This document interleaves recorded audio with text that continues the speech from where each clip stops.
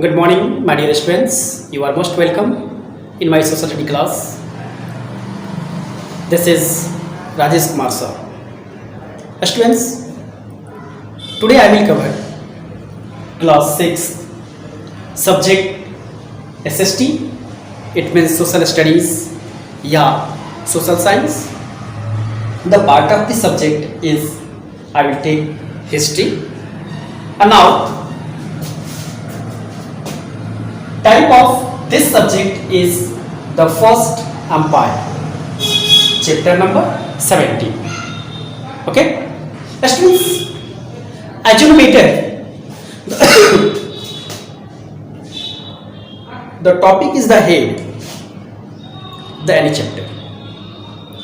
So first of all, I would like to inform you that about these topics.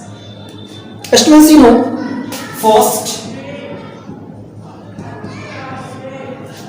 and share what empire. First, you know, this is the serial number, and empire means kingdom. Okay, students, as you know better, before 1947 our country divided into many and more small parts and ruled their particular kingdom या particular empire. So here discuss about this point like this. Now let us start from the Janpad. 16 Mahajanpads emerged, which were the largest kingdom. Out of these Mahajanpads, Magad eventually came out to be the most powerful kingdom. हालांकि ये जनपद और 16 महाजनपदों के मध्य से जो मगध है वो बहुत पावरफुल बन चुका. The ambitious ruler of the Magad established control over the Mahajanpads extending over a very large area. और इस तरीके से इन लोगों ने अपने एरिया का और एक्सपेंडेड कर दिया. Now first year Alexander inventions 326. It means Sikandar. Alexander was one of the greatest conquerors of the world. मतलब ये Alexander the another name of the Sikandar, जो हालांकि इस दुनिया में एक महान विजेता के रूप में जाने जाते हैं. He belongs to Macedonia in Greece. यह मैसेडोनिया ग्रीस से बिलोंग करते हैं. He invited north western India conquering all the kings in his way. और इन्होंने लगभग सारे उस किंगडम या अंपायर पे इन्होंने अपना विजय हासिल कर लिया. This was the period when the Nand were ruling over Magadh. और इनके पीरियड में नंद वंश मगध में पीरियड रूलिंग कर रही थी. Alexander fought various battles during his 2 years campaign in India. और इन्होंने लगभग 2 साल में हमारे इंडिया के डिफरेंट रूलर से बहुत सारे इन्होंने युद्ध किया. The most famous of the battles was with the Porus या पुरु. और इसमें सबसे मेन है पोरस या पुरु की, whose kingdom by between the rivers Jhelum and Chenab. जो आपको चेनाब और Jhelum, so this all are name of the rivers and located in finally Jammu and Kashmir. Through his conquest, Puru's kingdom, he said had to return it to him. He then reached the river Beas but could not advance there because his tried soldiers refused to go on. हालांकि इनकी सेना इस नदियों को पार नहीं कर सकी due to ये सभी के सभी ज्यादा थक गए थे. They had probably heard about the great army of the nuns of the Magad and the fear facing the elephants of the mighty Magad army. हालांकि सेकेंडरी जो नहीं बताया जाता है कि उनकी सेना इसलिए इस नदी को पार नहीं कर सकी क्योंकि शायद उनको इस बात का भी डर था कि मगध की जो आर्मी है वो काफ़ी स्ट्रांग है, उनकी जो भी आर्मी के टाइप्स हैं वो काफ़ी जो फोर्सेज है वो काफ़ी स्ट्रांग है. इसलिए वो लोग नहीं कर पाए. Now the Maurya empire, students you know after the Nand dynasty, the earlier dynasties like the Maurya dynasty, and the founder of the dynasty was Chandragupta Maurya, and the last ruler of this dynasty Brihadatha, and the capital of this dynasty was Patliputra. In this time Patliputra is the known as Patna.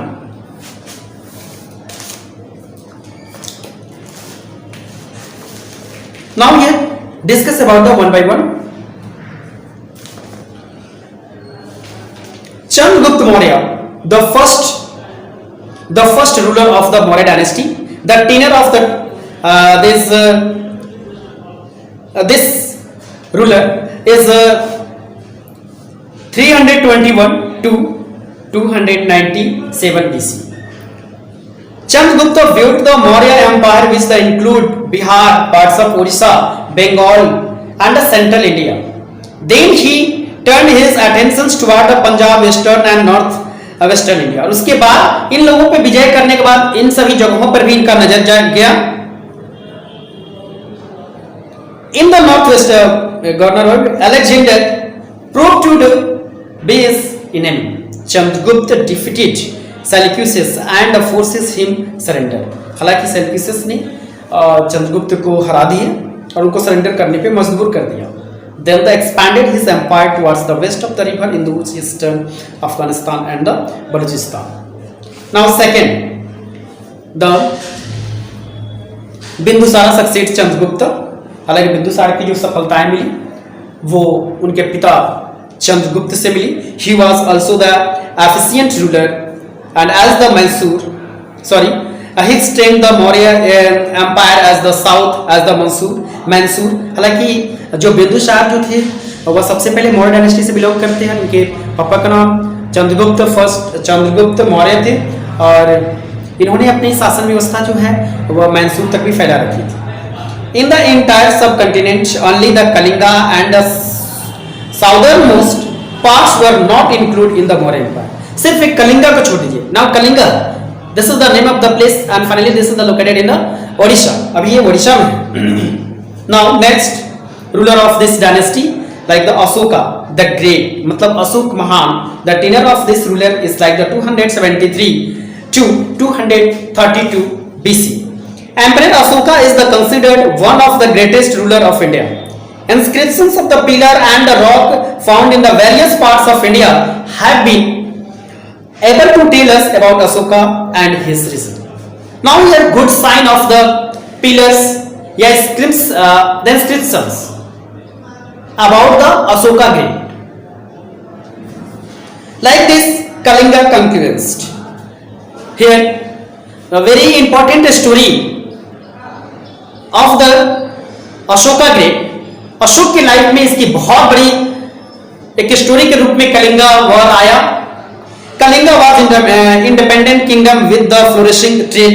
Ashoka decided to conquest Kalinga which his father या grandfather could not do.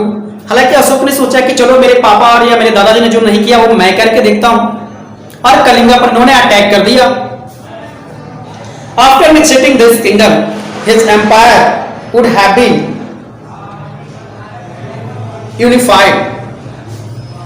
Secondly, Kalinga would have been given in the access of the coast, which has helpful in the trade with the south and the southeast Indian countries. अब क्या है, first time में तो ये सफलता नहीं ले सके, लेकिन सेकेंड टाइम उन्होंने किया दिस वार. हालांकि this Kalinga war changed Ashoka views about life. The horror of the war created havoc in the Ashoka's mind. वो दृश्य, वो प्रदृश्य जो उस वार में हुआ उसको देखने के बाद कलिंगा की हृदय बदल जाती है, अशोका की हृदय बदल जाती है. He could not be to bear the misery and man and their bereaved families.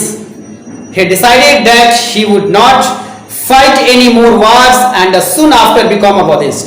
और उन्होंने लाइफ में सोच लिया कि मैं कभी भी भविष्य में कोई भी युद्ध नहीं करूंगा और नहीं कोई लड़ाई करूंगा. और इस अंत में उन्होंने बौद्ध धर्म को एक्सेप्ट कर लिया. Ashoka addict. Ashoka issues edict for his people and addresses them directly. The edict were engraved on a rock and published pillar. हालांकि इनकी जो edict है वो पिलर वगैरह सब दर्शाते हैं. अशोका धाम, you know, this is not a religion, this is the policy. यह एक पॉलिसी है, यह कोई रिलीजियन नहीं है, यह कोई अदर रिलीजियन नहीं है, ये कुछ भी इस तरह की बात नहीं कि पॉलिसी है, यह एक नीति है. और या फिर बोल सकते हैं कि now Ashoka dhamma is the reforming steps, या जो उन्होंने कलिंगा में सीखा. Now the all descriptions given by in Ashoka dhammas. Now here the Maurya administrations. What is the condition of the administrations of the Maurya dynasty? Maurya dynasty में आखिर उनकी प्रशासनिक व्यवस्था कैसी थी? Now the rule of the three Maurya rulers were the quite impressive as they were able to unite people of the different groups into the large administrative group. Kautilya Arthashastra Indica of Megasthenes, Jain Buddhism text, Ashoka pillars and the rock edicts are the sources which help us know more about the Maurya administrations.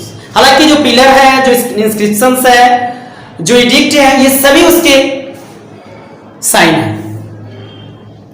Now the many and more types of the administrations like the central administrations, provisional administrations, city administrations.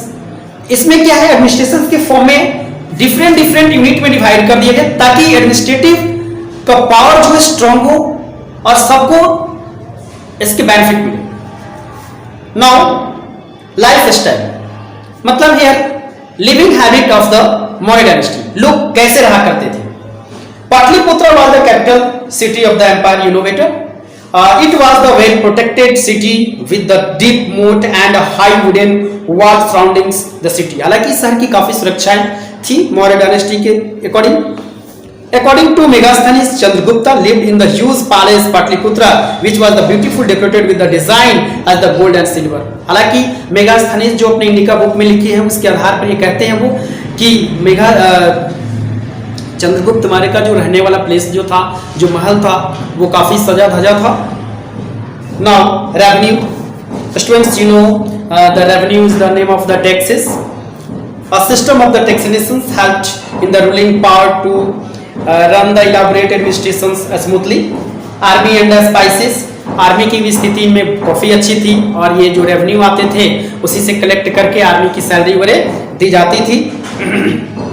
इसमें जैसे different types के army थे like this infantry, cavalry, carriers and elephants for the transport and navy.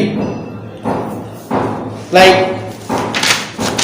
People, the Maurya empire was the very large. हालांकि Maurya empire की बहुत लंबी उसकी area थी, टेरियर थी. There were people speaking different languages, following different food habits and doing different job.